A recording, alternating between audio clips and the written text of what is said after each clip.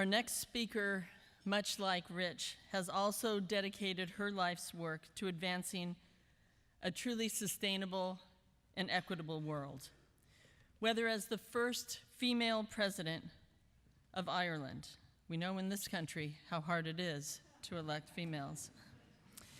Whether it was as the Chancellor of the University of Dublin, or the United Nations High Commissioner for Human Rights, Mary Robinson has worked to bring together and raise the voices of those all too forgotten when international treaties and agreements are on the table, particularly the voices of women and citizens of developing nations. A tireless champion for protecting the lives of people and our planet, Mary Robinson is now focused on securing global justice for those most vulnerable to the impacts of climate change. She has called climate change the greatest human rights challenge of our time, and she's right. Through her work at the Mary Robinson Foundation Climate Justice, which she established in 2010, she truly is paving the way for equitable and sustainable and sustainable work planet for all of us. Mary Robinson has been a member of the Elders since the group was founded in 2007 and currently chairs the Council of Women World Leaders. She is also a member of the Club of Madrid, a group of former heads of states and governments, and she serves on the Global Commission on International Migration. Mary is the recipient of over 40 honorary doctorates and numerous awards, including the Presidential Medal of Freedom from President Barack Obama. In the time since Mrs. Robinson last spoke on the Ceres Conference stage in 2014, much has changed in our global political climate. But today, she's here to remind us that the urgency with which we need to act has only increased. Following her keynote address, Mrs. Robinson will have a conversation with Amy Augustine, Senior Director of the Ceres Company Network. And we'll have time at the end of that session for some questions from the audience. So I encourage you all to start thinking now. Please submit your questions for Mrs. Robinson through the Ceres mobile conference app, and our staff will present those questions as they're submitted. So now please join me in welcoming the former President of Ireland, Mrs. Mary Robinson. Everywhere you thought you found a friend to take you out of this place, someone you can lend a hand in return for grace. It's a beautiful day. Thank you and good afternoon. It is very special to be back here at Ceres again. When I was last here in 2014, the Joan Bavaria Award was awarded for the first time to a woman religious person, Sister Pat Daly. I remember very well, I remember meeting Pat Daly. So it was good that this year, it was another first this year, to give posthumously to Rich Ferlauto, but it's quite clear that he was eminently deserving of that award, and congratulations to his wife, Hilary.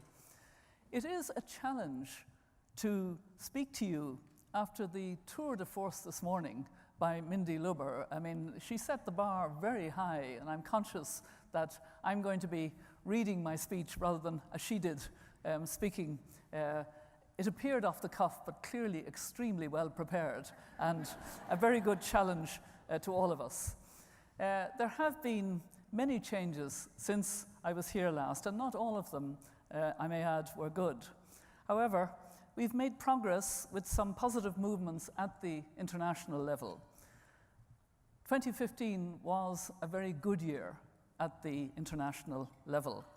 The 2030 Agenda for Sustainable Development and the Paris Agreement on Climate Change, in conjunction with the Addis Ababa Action Agenda on Financing for Development, offer the global community our best opportunity yet to avoid catastrophic climate change and poverty, and to enable all people to live lives of dignity underpinned by human rights. Importantly, these frameworks identify a role for the private sector to be involved in delivering on these agreements if we're to meet the ambitious targets set out in the Sustainable Development Goals and the Paris Agreement. As my good friend and renowned Irish poet Seamus Heaney once said, "If you have the words, there's always a chance that you'll find the way." Well, we have the words, and we now just need to make sure that we find the way. I'm here today wearing two hats, as president of my Foundation on Climate Justice and also in my role as an honorary member of the B team of business leaders. But the message is the same. I'm here to talk about climate justice. Climate change is affecting us all. Boston, where we happen to be gathering today, like many other coastal cities, is extremely vulnerable to the rising sea levels as a result of climate change. The Climate Ready Boston report clearly demonstrated how vulnerable this city, its businesses, and its residents are to the impacts of climate change. According to the report, business interruption impacts from sea level rise are projected to total nearly $250 million in annualized losses by the mid to late 21st century, in addition to $1.4 billion in annualized physical damage, stress factors, and displacement costs. Climate change is increasing risks across the globe, not just in developing countries, but to economies, businesses, and infrastructure. However, the situation is most acute for people living in situations of poverty, marginalization, and vulnerability, in city slums, in island atolls, and drought or flood-prone areas. People who will suffer disproportionately from the effects of climate change are the ones who are contributing the least to the changing climate and have the fewest resources and the least agency to protect themselves and their communities. And that's why my foundation works on climate justice. Climate justice links human rights and development to achieve a people-centered approach, safeguarding the rights of the most vulnerable and sharing the burdens and benefits of climate change and its resolution equitably and fairly. If we fail to act on climate change, extreme weather and conflicts over food and water will make life even worse for the 9 billion or so people who will live on the planet by 2050.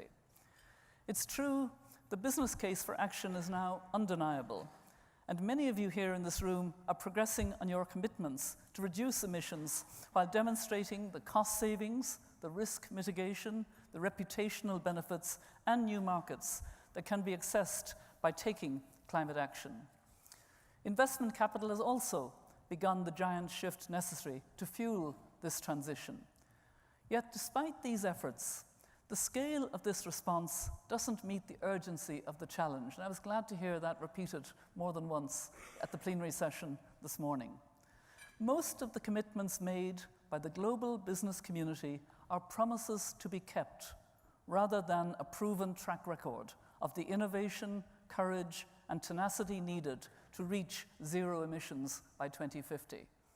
And I'd like to almost repeat that sentence.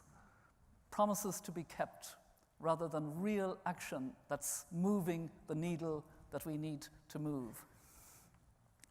Business interacts with people all along the supply chain and operates in communities that are affected by climate change.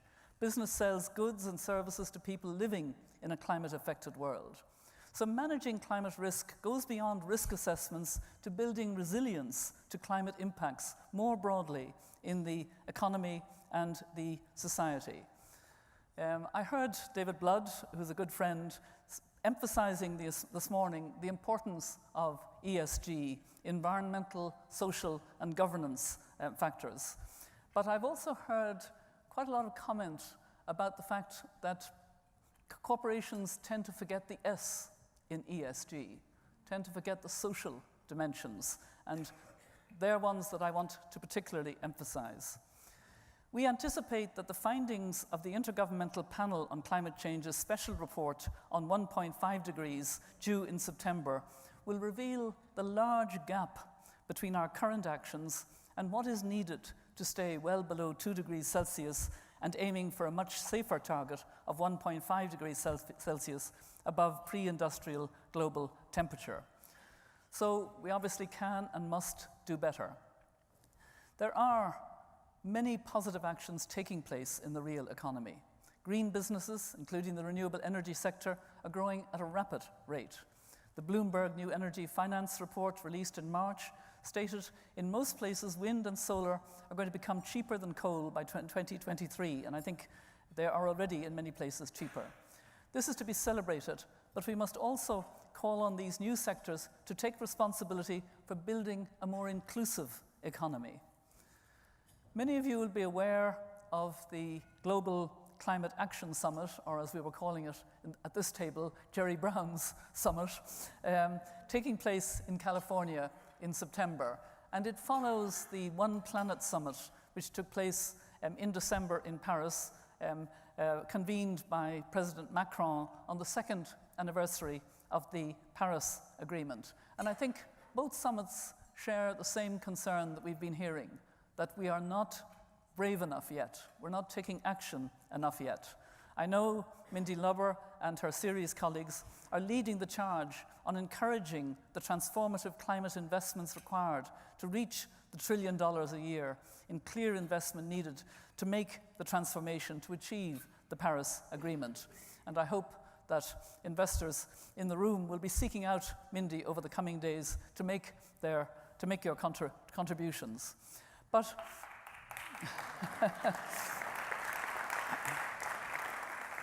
But our actions to mitigate climate change must also be just and consider the impact on jobs and human rights. It's not always clear how a failure to integrate human rights into climate action can undermine people's rights. Worryingly, figures from the Business and Human Rights Resource Center that I have a very close relationship with show that just because climate action is good for the planet doesn't necessarily mean it is always good for people.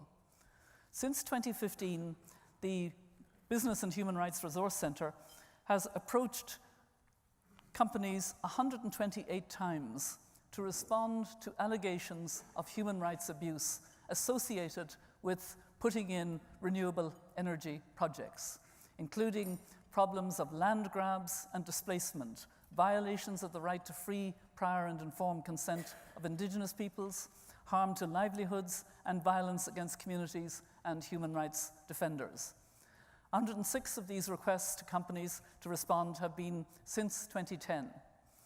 More than 50% of allegations the Resource Center has received relate to projects in Central and South America, and 28% in Asia.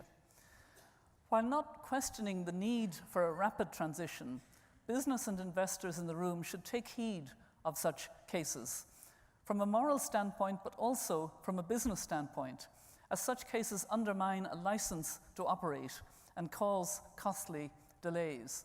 I put this problem recently to Rachel Kite because we were sitting beside each other at a meeting of women leaders on gender and climate change.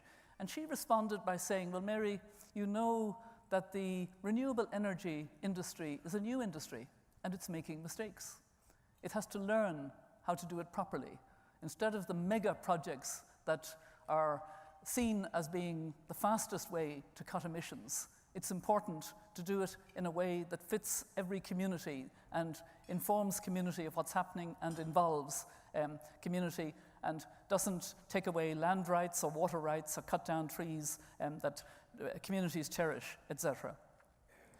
As opportunities arise in this transition to sustainable development, it's imperative that investors and businesses protect human rights in their investments and in their operations and supply. Renewable energy companies need to understand their supply chains and engage in human rights due diligence throughout the life of a project. They also need to work with local communities to increase affordable access to energy and share project benefits. Business and investors should deliver a just transition to a low-carbon economy that respects human rights. Although there are no specific standards for the renewable energy industry yet, they should follow globally recognized standards like the UN guiding principles on business and human rights. And this is particularly true also for the inclusion of women in the responses to climate change. The transition to a low-carbon economy must empower women as actors in building resilience to climate impacts. These impacts are different for women and men. Women are likely to bear a greater burden due to existing gender inequalities and also different roles in society.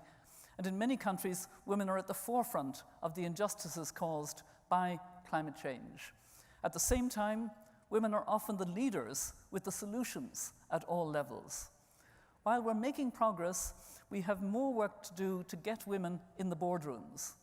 Christiana Figueres has highlighted the links between progress on gender equality and climate change, and how simply a greater presence of women in the boardroom and in senior leadership can help increase the corporate focus on climate change.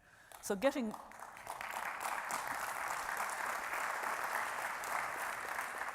women in the boardroom is not just good for people, but also for the planet. I'm aware that we need to hear the stories of what's happening, especially in the front lines of climate change. And as I mentioned earlier this morning at breakfast, I have a book coming out that is committed to bringing home those stories, letting people see what it's like to have your village destroyed and then form a women's group to fight back, and how it's done, and the courage and the resilience that it takes. Although large shifts will be necessary in the energy sector, all sectors, from consumer goods to manufacturing, will be able to identify where new skills and knowledge will be needed to ensure their business thrives in the green economy. The transition will look different in different sectors and geographies, and of course will intertwine with economic transitions such as automation. We need to make sure this transition is just and fair for all. We need to do this in a fair and equitable way, and we cannot leave anybody behind. I have the honor to co-chair the B Team's Net Zero Working Group with David Crane. And in 2015, the B Team set the ambitious target that each of the businesses would reach zero greenhouse gas emissions by 2050 and do it the climate justice way, with just transition. The companies in the working group have set a science-based target as they pledge to phase out all greenhouse gas emissions by January 2050 at the latest.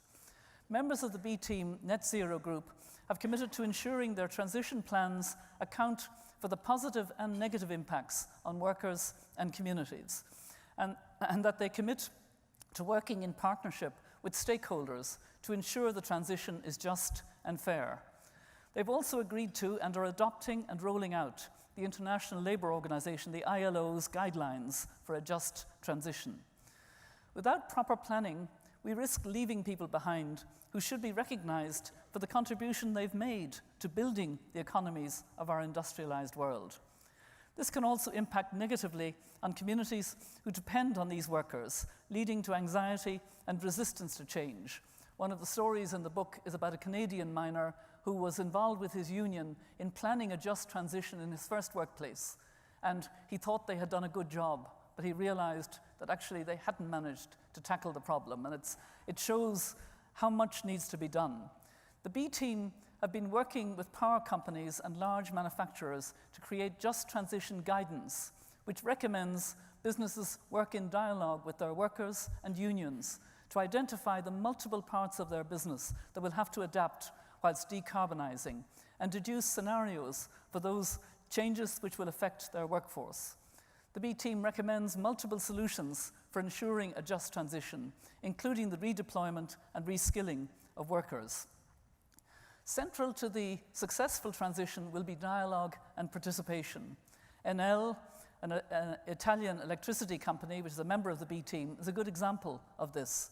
It employs over 60,000 people in Italy and has committed to decarbonize its energy mix by 2050, meaning it will close over 13 gigawatts of coal power stations in Italy.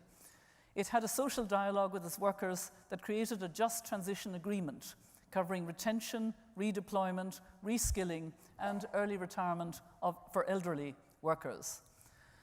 I'm confident that if we put our minds to it, business can ensure that the green businesses of tomorrow build an inclusive economy. Competitive playing fields and fast growth has meant that in some countries, the renewable energy industry isn't producing fair wage jobs that live up to international labour standards, including the right to unionisation. This, marrying with other changes in what is increasingly known as the future of work, is concerning and has the potential to destabilise these industries in the long term. We have an obligation to make sure that this is not the case. As private investors in green industries, approximately $350 billion a year is invested globally in renewables, and 90% of finance for renewables comes from private sources in 2015-2016. So you should seek disclosure from companies on labour standards. Frameworks like the Task Force on Climate-Related Financial Disclosures can be helpful for integrating social justice criteria into corporate disclosures. And the Climate Action 100+ campaign, which was mentioned this morning, aimed at securing commitments from corporate boards and senior management on board oversight of a credible transition to the low-carbon economy, will be another opportunity for investors to use their influence for more equitable outcomes of the energy transition. As large corporate buyers of renewable energy, some of you in the room have 100% renewable energy commitments. You can pledge to only buy from suppliers or owners that can document good union jobs in construction and operation of facilities. As producers of renewable energy, you can commit to building energy projects that supply good union jobs in manufacturing, construction, and operation. And now I'd like to digress slightly and talk about another matter that's close to my heart, which is climate displacement. My foundation has been working on this for the last number of years, and it's an area where I see a role for business to develop options and livelihoods for people who have been displaced or are in the process of being displaced by climate change. As you may know, the global community is currently engaged in a negotiation for a global compact on safe, orderly, and regular migration, which will be concluded in December of this year in Morocco, and which will build a set of international policies and mechanisms to better understand, engage with, and facilitate migration. As part of this process, it's expected that migration driven by the impacts of climate change will be included, and it is there in the draft text. Because of the involvement of my foundation, I've also been involved with the two co-chairs who are facilitating the process, ambassadors from Mexico and Switzerland. And I met them about 2 weeks ago in New York. And I asked them, is there some way that I can help? You're working on this. Is there anything that's missing that you feel would be helpful? And they said, we're missing the voice of business. Business is engaged with the Sustainable Development Goals. Business is engaged with climate. Business is not engaged positively with the issue of migration. So there's, to say the least of it, a suggestion, because business has a key role to play in this process and will be impacted by its outcomes. So if you aren't already involved, I would encourage you to engage. In its current draft, the Compact urges countries to implement the United Nations guiding principles on business and human rights while opening up better pathways for job creation and a reduction in migrant exploitation in host countries. And these are issues that I hope that business can get behind and support states as they negotiate this complex agreement. Circular migration, the process of migrating for seasonal or time-sensitive roles and then returning to one's home, is a tool that has been utilized by communities for generations as a response mechanism to environmental degradation, and at the same time, it's true now of climate change. However, for it to be an effective tool for communities, it must be designed well and be free of exploitation. When done well, circular migration can have a positive impact on communities and their environment. For example, the temporary and circular labor migration program implemented between Colombia and Spain with support of the Unión de Pagesos de Catalunya and the International Organization for Migration has demonstrated how a coming together of governments with private enterprise and vulnerable communities can demonstrate successful outcomes. Over a 3-year period, more than 3,000 farmers from ecologically degraded areas undertook migration under this program to Spain.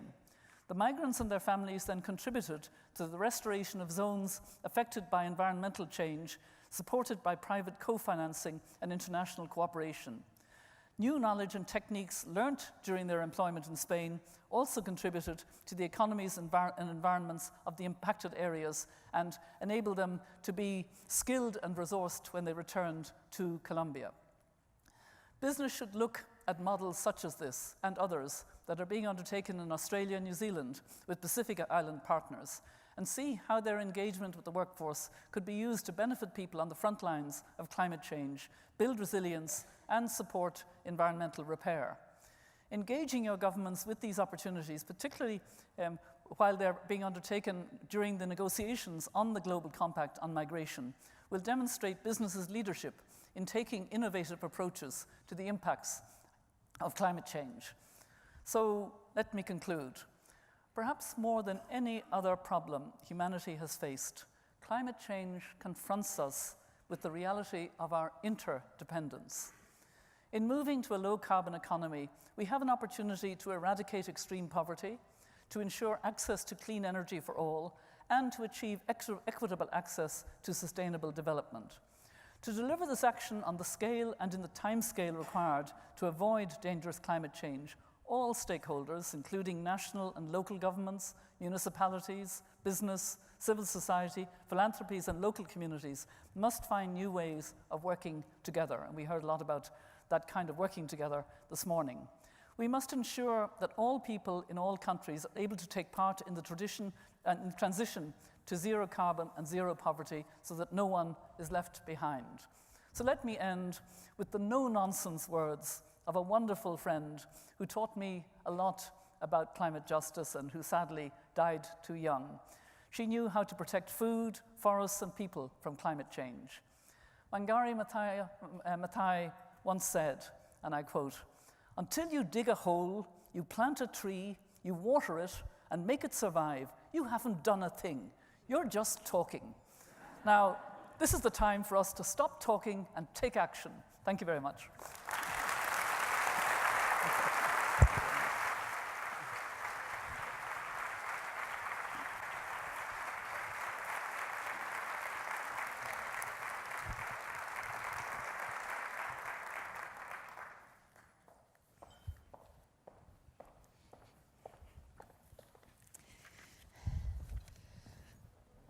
So, you know when you have those stories that you tell your friends where you finally get an opportunity to meet your personal hero and you have all these brilliant things you want to say about how they've influenced your life and inspired you and you can't remember your name? I remember my name right now, and I'm going to need all the good energy from you to remember my name and be able to articulate some questions while I meet Mary Robinson, who is certainly one of my personal heroes. So it was amazing to hear you speak, and thank you so much for coming again to the Ceres Conference. Thank you.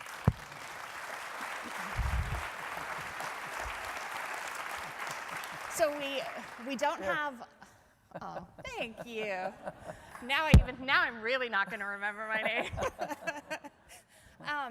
So I did just want to pick up on some of the threads from your speech and take an opportunity to go a little further and maybe have some additional context on them. And I think one of the first to really start with, because it underpins so much of this, is the intersection between climate change and human rights. And that it's not about protecting the planet or its people, that it's either or neither, right? We have to protect both the planet and its people for us to survive as a society. And so I wanted to just hear a little bit from you. You spoke about, some complexities of renewable energy projects and the human rights implications of that. And I know we're all feeling this incredible urgency. And so technological innovation is really tempting to just rush forward. What are some of the things that you think we should be doing to make sure that those human rights impacts aren't coming in second? Well, let me just reflect on a visit I made to Honduras. And actually, it was my first time in that country, in Central America, when I had my mandate after Paris. I got a new mandate halfway through 2016 on El Nino and climate. Okay. Because the El Nino impact was layering on top of the already climate vulnerable and causing a lot of problems, in particular in that dry corridor in Central America. And I was brought about 3 hours outside the capital by a women's organization that I'd never met before, and they brought together women so they could tell me what the situation was. And I sat under a tree, and they sat on chairs around, but they were from different villages. And I will never forget the pain in their eyes. And I will never forget when one of them said angrily, "We have no water. How do you live without water?" And that was their situation, and yet they were trying to be resilient, etc. And then they went on and they said, "But we have a big hydro project very close to us. It has knocked down trees, it has taken our water, and it is for the city far away." And then I traveled to a different part of Honduras. I was 9 hours on the road that day, I remember that. And this was local communities, and their complaint was a solar project. World Bank supported solar project, again, a mega project that took some of their land, interfered with their water rights, and they were not getting the benefit. It was going elsewhere. There was a big project in Kenya, the biggest project in Africa, that was tied up for quite a while because it was taking land from the Maasai tribes, and nobody thought they owned land, but they let their cattle and their goats and their camels go across that land, and they eventually took legal action, and it held that project up for quite a long time. So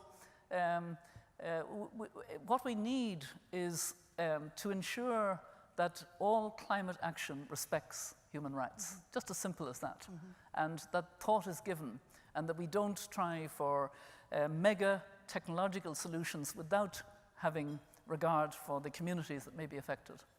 And so that seems like, Rosabeth earlier was saying it perhaps doesn't trip off your tongue, but the importance of cross-sector, multi-stakeholder collaboration. And the SDGs, the Sustainable Development Goals, definitely give us a global framework to try and bring those different actors together, because it's not about not having the renewable energy projects. We need those projects. We need the extra $1 trillion a year in financing. It's about bringing the right people to the table so that you can consider the entirety of the impacts. Yes, and I worked very closely with Rachel Kite, whom I mentioned earlier, on her Sustainable Energy for All on behalf of the UN, linked to the Sustainable Development Goals, Goal 7. And we have now got a people-centered accelerator to accelerate getting access to energy for those who live in remote rural areas, who live in slums, who live in areas that they're not going to get. And it's a very big number. I mean, it is very shocking to me that in our world today, in April of 2018, in the 21st century, that there's still over 1 billion people who have no access at all to electricity.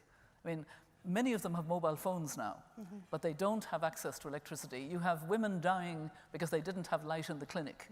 You have children who can't go to school, or the school has to close early because they don't have light and they can't do their homework in the evening. Such simple things to change. That must be something that if we just put our energies together, we should be able to solve that. If we set a 5-year target to get to those 1 billion people, we could do it. Why not? That's the scale of what we need to be doing. And there are wonderful businesses and wonderful NGOs and entrepreneurs who are reaching, but they're reaching 10 villages here and 100,000 people there. We're talking about over 1 billion. Right, so not at the scale, to use the Ceres conference theme, not at the scale that's required. Yes. So one of the things that I have always admired about you is your commitment to bringing women to the table and really seeing them as critical to identifying the solutions and implementing the solutions. And wondered if you could just talk a little bit about, you've been working on this for decades, investors, companies have been working on advancing gender equality, but it still feels like we've got a long way to go, particularly at leadership levels. Yeah, actually, I recognized very early on with my foundation the importance of women's leadership in the climate space. But when I started attending conferences, the COPs, the conferences on climate, I noticed at that time it was quite a male world, perhaps a little bit less so now. But there were 3 women who had presided over 3 conferences. The first was in Copenhagen with Connie Hedegaard of Denmark. And then just after that, we had a conference in Mexico presided over by Patricia Espinosa, the foreign minister. And the next one would be in Durban, and it would be the foreign minister of South Africa, Maite Mashaban. All 3 were friends of mine, and we managed to get a commitment to establish a Troika Plus of women leaders on gender and climate, and that would be built on by the time we got to Durban. I didn't realize that the word Troika was a bad word in Ireland because it was the way the Troika of the EU and the World Bank was trying, and the IMF was trying to take us out of our black hole. So I tried to get the women to change the word Troika and said, no, that's our branding, we like it, and we stay.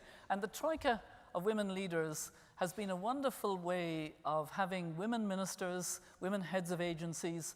We also have, of the 56 members I think we have now, we have about 10 men. We keep men in their place, 10 men ministers.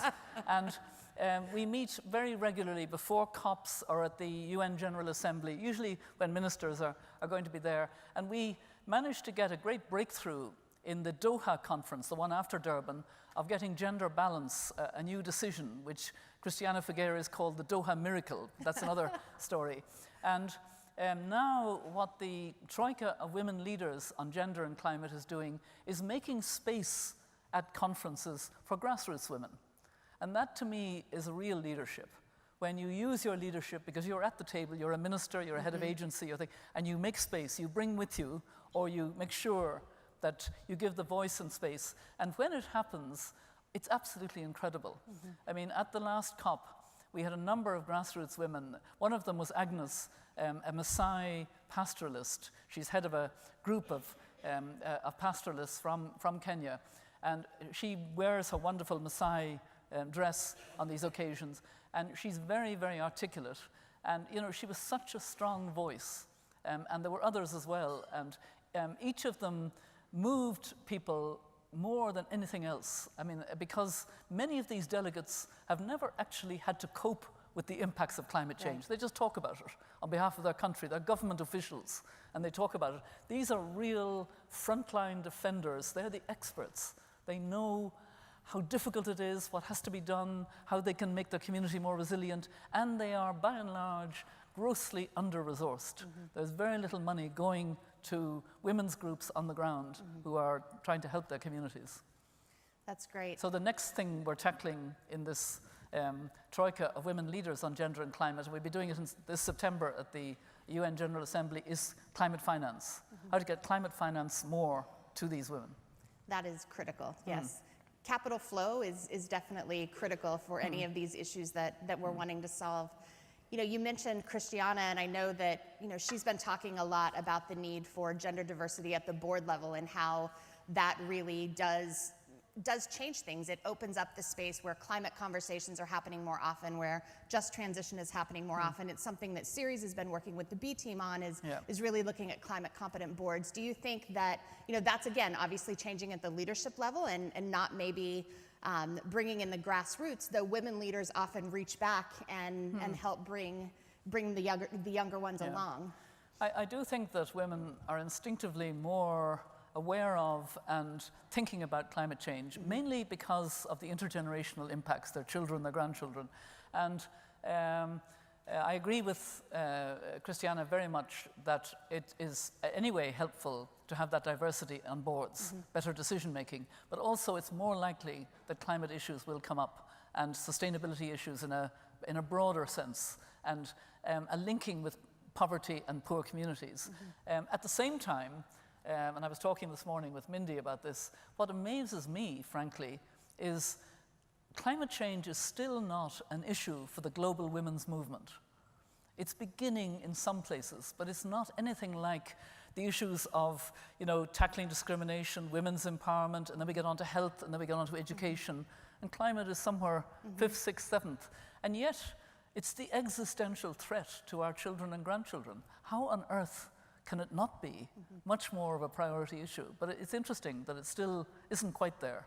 And that's something I'll be working on full out for the next whatever time it takes. Well, and I think, I mean, you know, part of that is putting out your new book and having the space to tell the stories. And I think, you know, as you were mentioning earlier, it's when women and others, women, men, and others really hear the stories, the personal stories, I feel like it makes you look at these issues in a different way. I think you connect to them on a much deeper level that hopefully does drive from the promise to action to deliver on the promise. And it brings home a reality that we still underestimate. I think people still in the more resilient, richer parts of the world still think of climate change somehow as a problem of the future. Yes. You know, I hear that quite a bit. You know, we'll have to think about tackling climate change as if it was something, whereas when you see the impacts, as I have seen all too often and still see in my work, I'm going to Malawi shortly, I'll be in Rwanda at the end of this week. You know, it's such a lived reality, and that we have to understand. And you know, these countries are the canary in the mine for the rest of us, but since we're not on course for a safe world, it would be possible to be very alarmist. I don't think the alarmist way of talking about it is the right narrative. I think we have to talk about the opportunity, and the opportunity for a much fairer world. I mean, think what it is. I remember my father, who was a medical doctor in the west of Ireland, married to a medical doctor, but when 5 of us came in quick succession, my mother didn't practice outside the home. But I remember going with my father on calls, and he would talk to me about the difference it made when we got rural electrification. And it was fascinating to hear him. You know, that babies could be delivered safely. He didn't have to go into a home and try and find a candle. You know, and that was, you know, that was when I was a young child, it had just come. We need electrification in our world because of what it means to everybody, and also because of the entrepreneurial wave that it will unleash.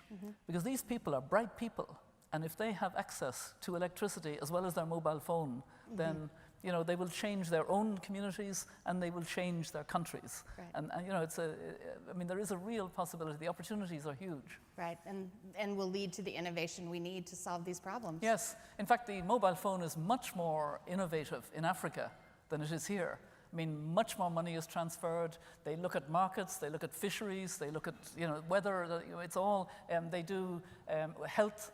I mean, we could learn a lot in the rich world from the way in which the mobile phone has become a health tool in developing countries. And the health tool is used by those who have maybe 2 or 3 years training, not full either doctors or nurses, but they can do a great deal of work. Right. You know, so I think we can learn back from some of the innovation, especially with the mobile phone in developing countries. Okay. So one thing, I mean, if you're looking out into this audience, it's representing business, it's representing investors and civil society. So three of the key actors that really are going to either help us succeed or we're not going to quite get there. What would you like them to take back to their offices? So Monday, they've left the Ceres Conference, they've gone back, they're ready to work, they're inspired because they heard you talk. What would you like to leave them with? Well, I wouldn't say it's just me. I thought this morning the plenary and what was said in the panel following the plenary was really, really smart advice. I mean, Mindy starting us off, be brave. We're not there yet. We're not on course properly. I couldn't agree more. But also the need for these broad collaborations. I mean, it did happen in the One Planet Summit that Macron had last December. He invited, you know, heads of state and leaders of government, but he also invited governors of states. I mean, Governor Brown and other governors from this country were there, and from other sub-regions, cities, business was there, and the whole idea was to make commitments. Those commitments were made. There were 12 broad coalitions for change, and my worry is, will they be held enough to account? And that's my worry too about the California Climate Summit. We need, I mean, I know Carbon Tracker is represented here. We need really sophisticated tracking so that people can't keep repeating promises that are not actually going to be kept, are called out. People need to be called out on their commitments. That's the only way.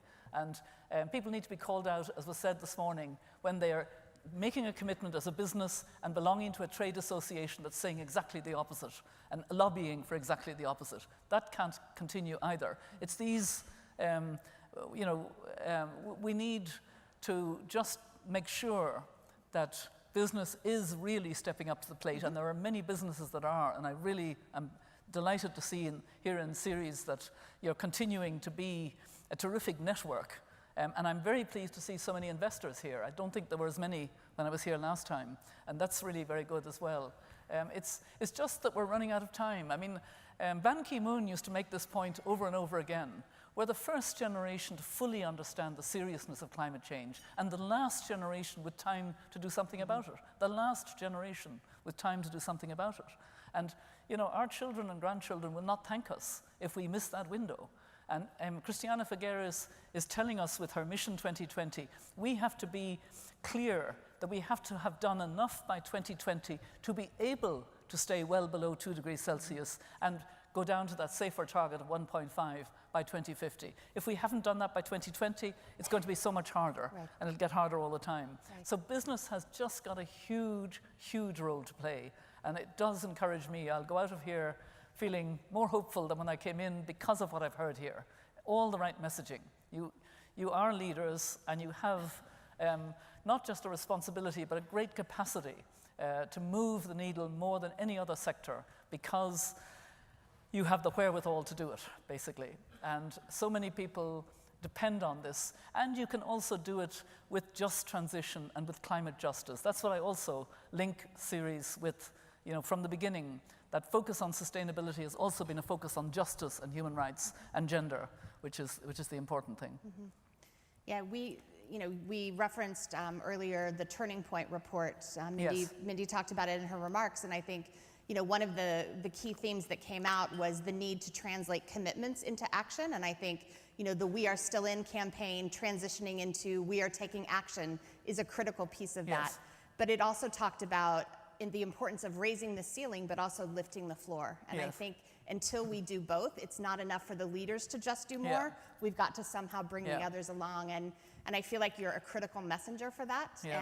and for really making sure that we're thinking of these Yeah. issues together, not separately. And We Mean Business is a very broad church, and there are those who aren't as far advanced who can be pulled up more because of the leadership of others. And I'm glad that the B team and Ceres are working on guidance that will help companies, help directors, help having climate competent boards. All of these things are important. All these tools are important to give that leadership.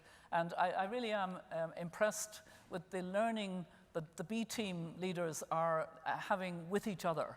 I mean, because I'm co-chairing this task force with David Crane, we're pushing them, and they're willing to actually spell out precisely what they're doing, and you know, that they need to do more because they still see that they're not there yet. You know, it's a very honest conversation that we're beginning to have, which is very, very helpful.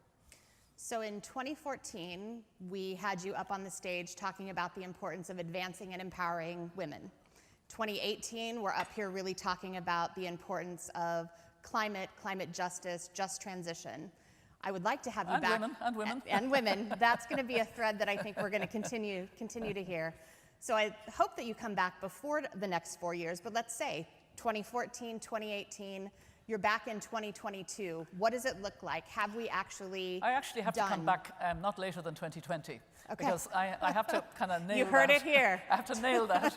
No, I say that because, you know, in very real terms, 2020 is an extremely important year. We're going to get a shock in September when the report of the Intergovernmental Panel on Climate Change comes out, which is its first and only report on what it will take for the world to reach and stay at that target of 1.5. I think what they're going to say from scientists that I've talked to, we may go above that target and have to come down, have to take carbon out of, you know, find the technologies to carbon capture to do that, and, you know, plant many, many more trees and do what is necessary. But it will shock us when we learn what we have to do to have a safe world by 2050 for our children and grandchildren. I mean, my grandchildren will be in their 30s and 40s in 2050. They'll have their whole life, all 6 of them will have their whole lives basically in front of them. And they'll share the world with more than 9 billion people. And it's that 9 billion that I think about a great deal and care about. You know, 2020 is going to be an extremely important litmus test of how seriously we're making progress. And I do hope that we get better at tracking the commitments that all of us make, you know, governments and everybody else. And of course, in my foundation, I'm the one that uses paper. All my young colleagues are paperless. I'm working at becoming a vegetarian. I'm not quite there yet, you know. Lamb in the west of Ireland is absolutely delicious. I haven't been able to give it up yet, but I'm moving in that direction. And it's, you know, it's all these things that we need to realize that, you know, we need to work on, and we need to, I think you said we might end up with a moment of hope. Yes. Can I tell you a story about somebody that I really love? He was chair of the elders for a number of years, but I've known him for a very long time, Archbishop Desmond Tutu. Archbishop Tutu and myself were in New York, it must be 10 years ago now, at a social good conference. You know these social good conferences that the UN Foundation runs? And they're basically for young people who are on their tablets, on their mobile phones, on their whatever. And the idea is that when the panel speaks, they're being tweeted. And it creates, you know, you can have trending because they're all tweeting away. Oh, I bet you're trending on Twitter right now. Anyway, when Archbishop Tutu gets in front of young people, of course he gets very excited, and he tells them how much he loves them and how wonderful they are, and his arms go like this, and he's, you know, just full of that expressive love. And we were being moderated by an American journalist whose name I forget, and she pulled him up very sharply and said, "Archbishop Tutu, why are you such an optimist?" And he looked at her and he shook his head and he said, "Oh no, dearie, I'm not an optimist. I'm a prisoner of hope." And that phrase stayed with me. What does it mean to be a prisoner of hope? Well, you think of the life he led and the Justice and Peace Commission that he presided over at the end of the apartheid regime, etc. He means that the glass may not be half full, but you've got to find what's in that glass that you can work with. No matter how dark, no matter how difficult, you've got to be a prisoner of hope. And even at the moment when some of us feel that terrible sense of urgency, that we're not yet on course for a safe world, that we're not yet doing enough, it seems to me that is the ultimate wisdom, that we carry with us the practical hope. Because if people are so alarmed that they lose hope or feel that this is too big a thing, then all the energy goes out. Yes. Whereas if you take something you can do and start doing it, you're full of energy to do, and you create more energy. And so I do believe that we need to be prisoners of hope, but we need to make that hope work in such a way that we work through, and then we are enjoying the fact that we have won through and can be hopeful for the future, because we have managed to turn that corner, bend that curve, and have a safe world that stays at 1.5 or below, and spreads the benefits of renewable energy to the more than a billion that it will make a life-changing difference to. I mean, it is possible to have wonderful hope in our world, but I prefer his phrase, prisoner of hope. So. I can think of no better way to end other than to thank you so much. This exceeded all of the expectations I have had, and then some, and I actually can still remember my name. It's Amy. Thank you so much, Mary. Thank you, Amy. Thank you very much. Thank you.